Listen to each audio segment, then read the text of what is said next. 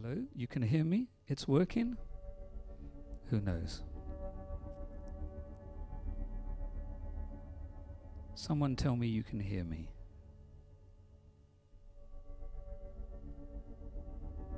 Please. It's working. Thank you, thank you. So, good afternoon. Apologies for the technical hiccup. I had to repaste a code which should have worked and didn't work. The wonder of technology, I tested it before and tested it again, and now it decided it needed a new code. So, I see lots of friends are here. I'm going to play I don't know what. I have this set up. I had this note all prepared, but I no longer need it. And I'm going to play a set with this improvised setup. My notes I keep throwing away. And a good TV host. And afterwards, I'm going to answer some questions. So you can ask some questions in the chat here.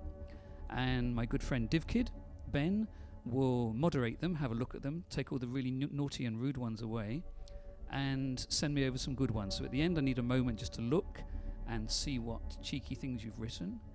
And I'm happy to answer whatever questions. Probably not cookery questions, history questions, or maths. But I can try my best otherwise. So, it looks like lots of people have joined in. So thank you for tuning in. And I hope you enjoy whatever this may be. And apologies if you can't see everything, like my feet. You don't need to see my feet.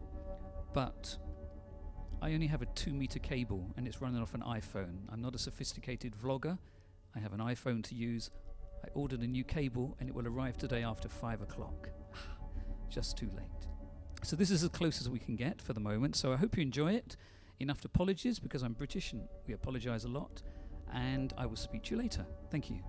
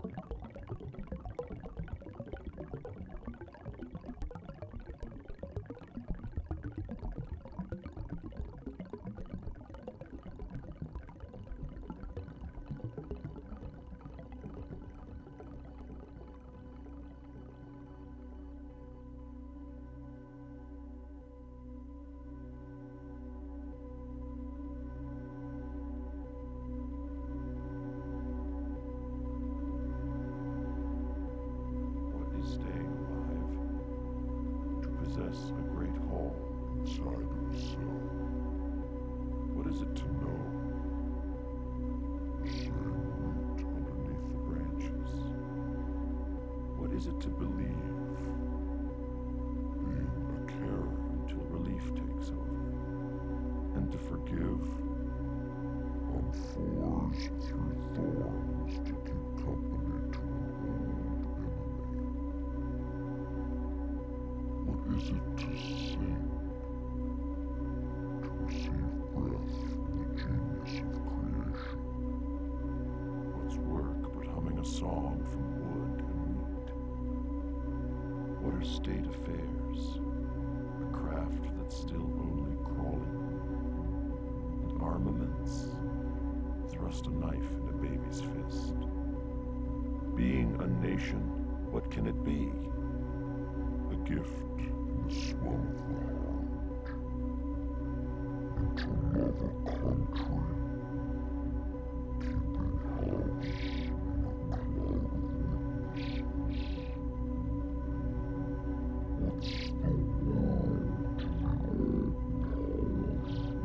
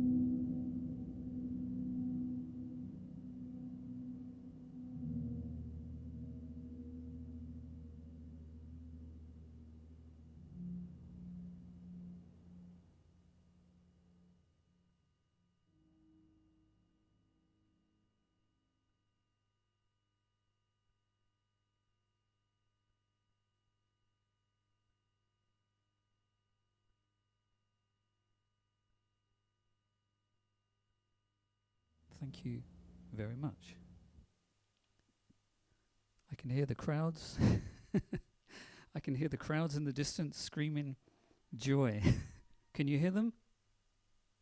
Louder, louder. Amazing. So, yeah, I had no idea what was going on there either. So I need a moment to, if you want to stay with me, I can answer some questions that you may have had, or you can go and enjoy the rest of your afternoon or your evening or your morning, depending on where you are. Thank you for joining me. Part of the reason to do this, obviously, was for this. You can see that. And you can join my fan club.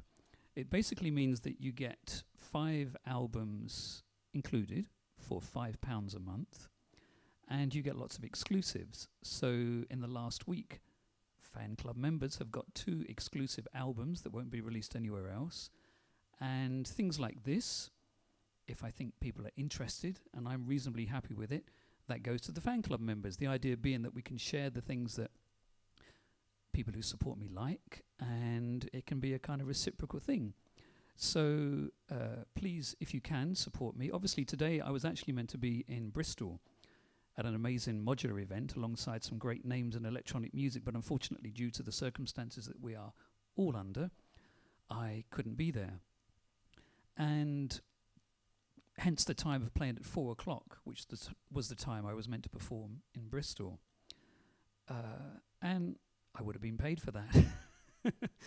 That would be nice, but at the moment all my work has been cancelled.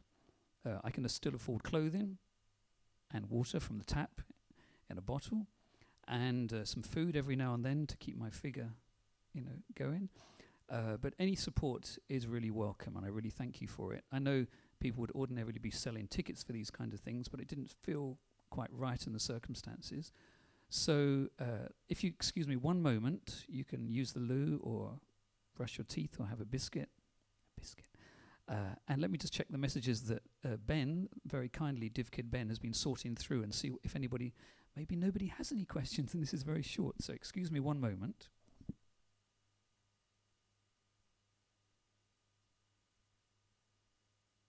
And I have to open up my Facebook so you can see my Facebook. Let's have a look. And look at this. Sign up. This is the bit I should hide, isn't it? Where I should stand in front of my password and everything. And one moment. Can you all see that? All you hackers out there are watching. Okay, let's have a look. Oh, there's 3 messages, but they're probably nothing to do with this. And Ben. Okay, let's see. Oh, goodness. Okay, so some of these questions, I don't know, maybe just technical. I'm not sure if they're fashion items or... So I get comfortable. I get a seat. And Duncan Foster... I feel like a kind of phone-in talk show here. Hello, Duncan. What is the arc used to control? The arc is this thing, the Covenant is something else altogether. So the Arc is an extraordinary device. I'm using it in a very basic way, but Duncan asks me, what is it used to control? I spy an Ansible. This thing, you probably can't see it, but I managed to put I just pressed a button, a thing called a modular grid, a website, if you're not familiar with it. So you can see what's hidden in this case, rather than me shove the camera right up against it. It's probably easier to see that online. What it's doing is sending signals to various things. So, for example, this wonderful device by a company called Make Noise in the US, it's called the Morphogene, and it's a little bit like an old tape recorder. And so one of these is going through there and literally scraping through the samples through time, so I can freeze things and move forward and backwards.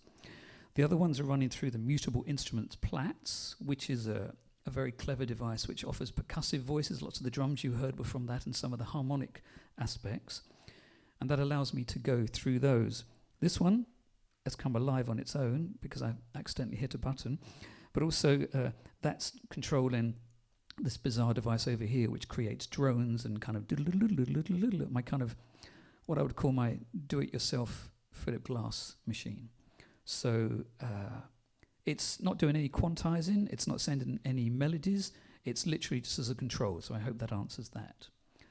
Benjamin Izzo, Requiem for a Dream remix, asked in the very first few minutes. I won't be able to answer that because I missed something in the first few minutes. I didn't have access to the feed, so I can respond to that later. Peter Coit, how do you keep your studio so tidy? I'm a tidy boy. I've always been tidy. And I'd like to say outside of camera view, it's just piled up with junk, but it's generally not. I like order. I used to work in a library when I left university, and I always enjoyed keeping things in order, and I like to be able to find them. Hence, it means with quite a vast archive, I can find things quite quickly. So how do I do it? I just do it. You need to do it too. Watch my TV show. Omri Cohen. Oh, Omri, hey. What is processing the vocal? This was the soft quarter pack. So I was using the qubit wave, which is like a sample, a sampler in a sense, but it stores lots of sounds. And what I do with that is fill it with lots and lots of sounds, but I don't really know where they are on there. I don't really spend time checking to see where they are. So I almost randomly move through. So one of those was a voice which I pre-processed and then was playing with the pitch and running it through a little bit of a filter there. So it just had this kind of robotic sound to it, but it kept moving the pitch through. So it kind of mangled things up. And I always like to use the human voice within electronics. Duncan asks again, vocals from the Morphogene. Same section. It's difficult for me to review sections because I don't really know. I didn't know what I was doing. And so I'd have to listen back to a recording, if it recorded, and see actually if I can analyze it. How is everything synced, if at all? Omri, everything is synced through the Batumi, which Chaos Devices in Poland, a really nice little company.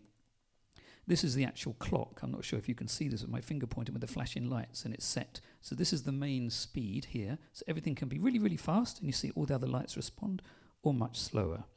And that's the clock, and it sends out to this device here, and this produces percussion.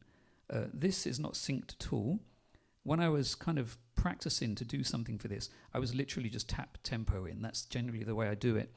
Generally, these other things aren't synced because I like things to slip a little bit, like in the real life. I come from a rock and roll world where I like things to be not exactly really tight all the time. So I like them to have a kind of looseness and sometimes slip out of time. So that holds the general thing together. Richard Hansen would like to learn a little bit more about how I'm using it integrating the Digitakt. Well, Digitakt is like the wave is a sampler by Qubit. This is an external sampler, and you can sequence, you can do all kinds of things. I decided to do none of those really fancy things. It's filled with probably thousands of samples, and I have lots and lots there, and so I just throw them in, and I start trying to make things. So I pre-sequence some things, other things I just put percussion sounds in that I hope might fit into the tonality of something. You may have heard a couple of times I played completely the wrong things because I didn't know what was on the pads. I suppose one should practice more, but I like risk and I like not knowing where things go. And for me, I like the intensity. The crowd here today were going crazy. Not really. But it's been a tough week for everyone, and I wanted to get something out of my system, so it ended up in this kind of very pulsy, percussive piece. So that's how the Digitakt is working. There's no integration. It's not speaking in any way, apart from me make it speak by hitting the buttons and trying to keep it in tempo. Noye says, am I hearing 52 Spaces sound? In fact, yes, well done. 52 Spaces was an album I released back in 2001, 2002, in Italy, a soundtrack to a film, a work by Antonioni. I had permission from the Italian film director to make a work for his 90th birthday, 52 Spaces. And there's a tiny little sample in there, so you win the prize for sample spotting so far. Interfan, Otamek, what does the gesture arcade do? Again, can't find a description. Basically, there's a fantastic artist who builds these things, Meng, and this is called, the device it's controlling is called the double knot, Lorre mill double knot. And I'm not sure if I can hold it up to the camera. You can kind of see this. And it does melodies, percussion, all kinds of things. In fact, if I turn up, if I switch it, if I take everything away and I take the effects off, you can hear this. This is quite an interesting way to do it. If I press a button, the gesture of my pressing it is sending a trigger to this. If I press this, you get these kind of weird polyrhythms, and then I can change the pitch of these, and I can add lots of them. Sorry, it's a bit loud. And then these allow me to change between different pitches. And then you can start to take notes away. So if I hold them down, the high ones disappear, and if I keep holding it, everything goes. So it's a beautiful little thing, and it's got wood around it, and who can deny the joy and pleasure of having wood around an instrument? Ian Body, hello Ian. This is one of the hardest things to do with modular, dramatic changes in tone and density of sound. This was his comment. Andrew Osler from Expert Sleepers, hello Andrew. Agreed, we'll be interested to know how he's doing it, as he's clearly not repatching. Difficult to answer, because I tend to, lots of things are running through this Strymon Magneto, which is a kind of sample device, a looping device, and sometimes it's patched with a clock. So the Batumi, as I spoke earlier, gives it a clock, so it all stays in time. Other times I just tap tempo the clock. And it allows me to build up layers of this kind of tension. So you've essentially got one very simple theme going, and it builds up and up into this kind of crescendo. I often compare it to like techno in a club. You can't really dance to this so much. It kind of keeps going and going, but there's no release. It's kind of really annoying, I think, probably for some people. But I like taking very simple sounds and start to roll effects around them and build up other things and see how they start to speak to each other and see how that builds with the intensity. And then to suddenly do things like, I have this IntelliGel mixer, I can suddenly pull everything out and you just have one sound going, so this thing can build like a series of waves and then cut, and all the waves have stopped and you have this one small sound going. Kind of helps. Giddy Gavin, hello Gavin, would like to know how Robin stores his cables. Does he coil them up or hang them neatly on a hanger? I know he's very neat. They're actually, you can't see them, but they're all, I have these Pomoma cable hangers, and they're all around. I'm not sure if you can see the table here behind me. They're all around the tables, and all the cables are hanging off them in length of order. So I know where the short ones are and the long ones are. Before me here, behind the camera, are very long ones, sort of 3-meter ones for this mammoth machine behind me. Otherwise, I'd have to be using a million cables, little short cables. So, yeah, I have them hanging over a rack behind me, but otherwise they all just hang very, very neatly. I can take some photos and share them with you if you like. Kim Bjorn, hello Kim, publisher supreme. How is Robin using the Zada? So it's sending envelopes here, basically to the this thing called the Microbe Equation Composer, which is a great machine that the man who put it together just gave up on the company, unfortunately. and sold them all off for something like $50 in America. A little bit disappointing because it's a wonderful machine. I know Richard Devine uses it quite a lot. And I'd actually just bought another one recently as a backup because I think it's such a superb device. It offers percussion. It offers these kind of these triggering melodies. It's a digital machine, so it has weird, wild noise in it and all kinds of things. But the Zardo is connected to that. And I didn't do it this time, actually, but often what I would suddenly do live is just take the envelopes out, put them into the mutable instruments veils. I could be speaking a completely foreign language if anybody's still listening to this.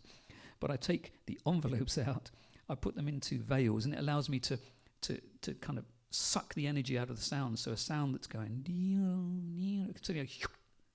like this. So it allows me to do much more percussive things. But that's something I don't have patched in generally to most things. As you see, lots of the times there are cables that are just not plugged into anything. The idea being, if I suddenly think, oh, I'm going to just repatch, I do that live. There's a question from Anders Klumper. I think I've hopefully said that correctly. We have the modules, blah, blah, blah. Scanner is always nice. Thank you. I'll send you some money for that. Okay. Is there a favorite sound you've accidentally created or captured, says E1. I wonder. I have a massive archive of stuff. I mean, I have stuff here. Let me just show you 1 second.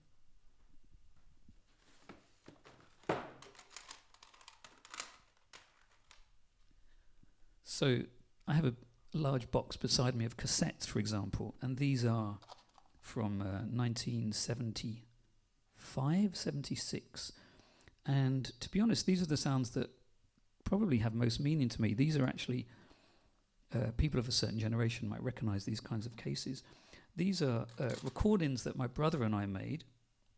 This one says Suzi Quatro live in concert, November 1978. And the other side is also Suzi Quatro in concert. Someone was clearly a Suzi Quatro fan. And what's special about these is that they're recordings of us at home. So nothing fancy. But to me, they're the most special sound because they are recordings of a room, our living room, where we'd watch television and eat dinner and have breakfast and get dressed ready for school because it was the warmest room in the house. And in terms of capturing, that's not capturing in the way that one goes out and captures sound with a microphone or now an iPhone or something.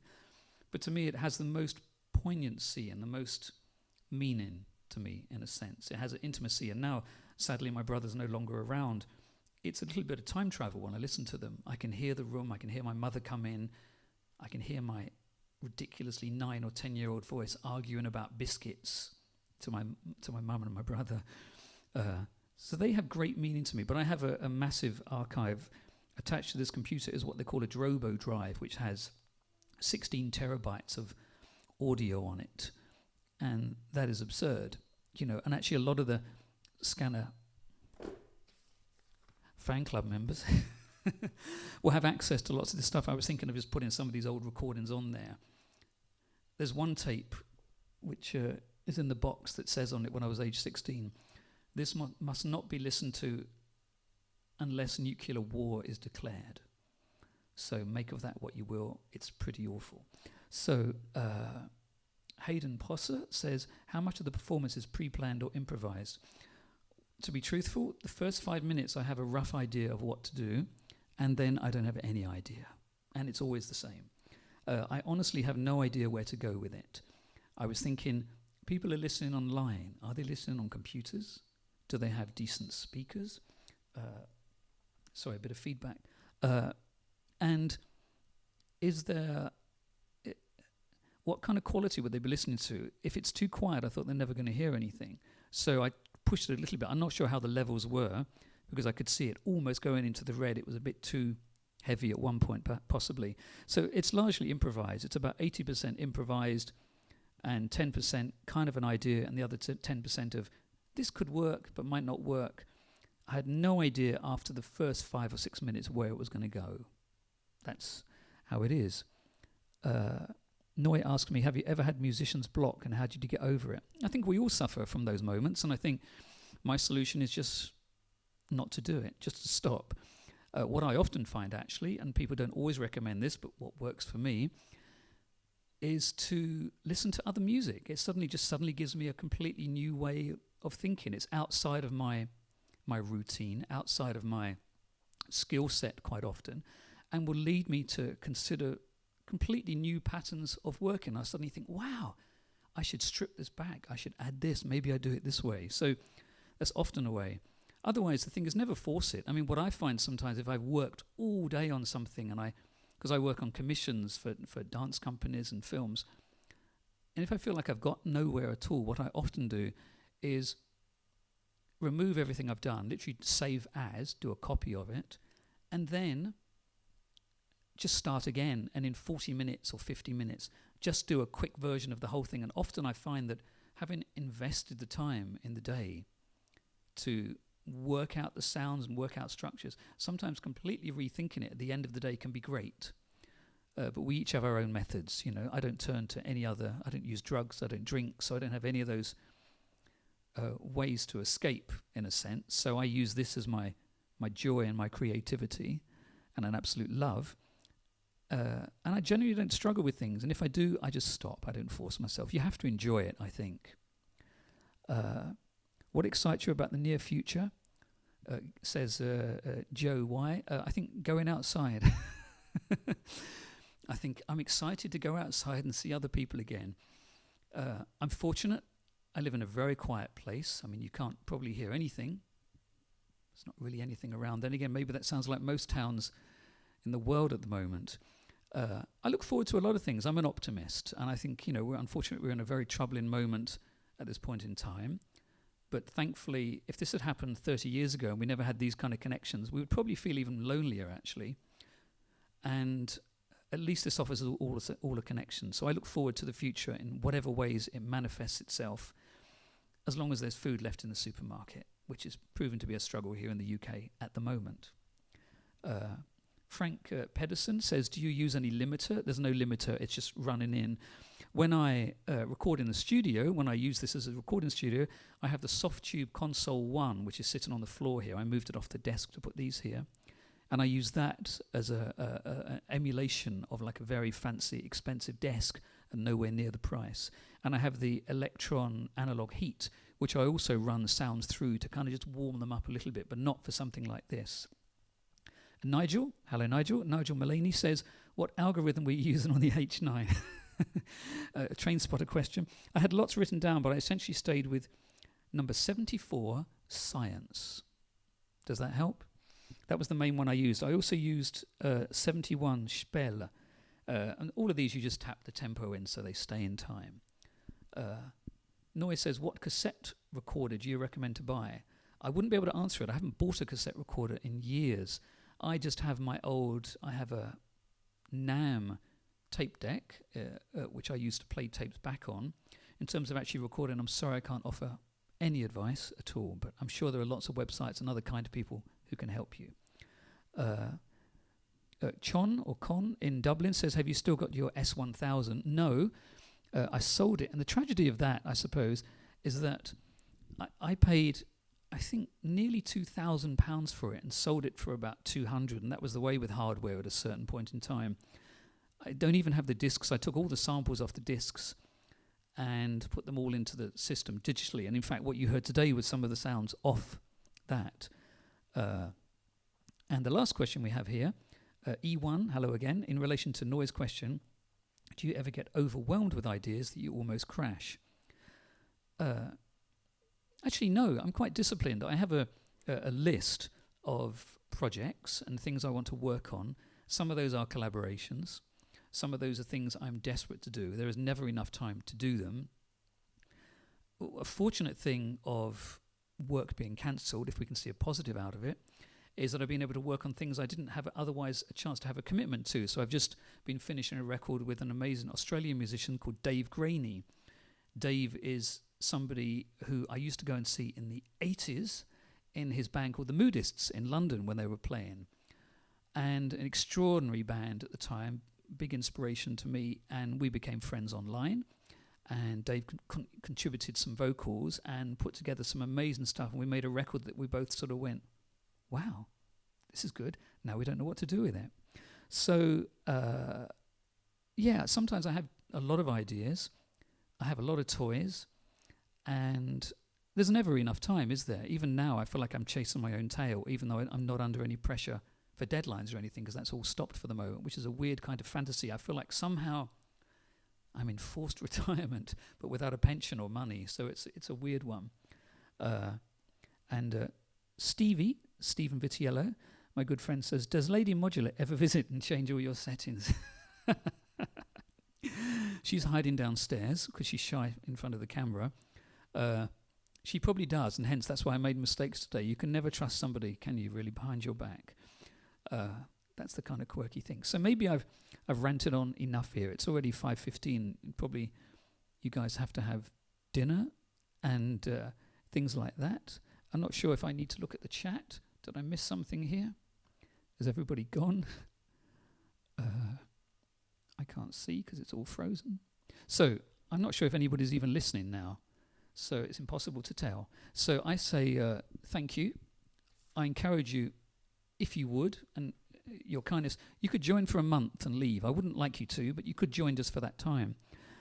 Fan club members will get a badge. I'm just researching at the moment. It'd be a really nice metal sort of enamel badge, not like a cheap pin badge, but a very fancy thing.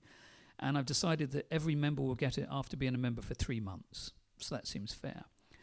And it's also a way just to stay in touch with people, which is really a joy. So thank you for your time today.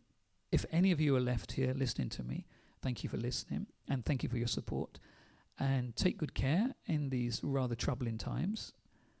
Don't go outside if you can help it.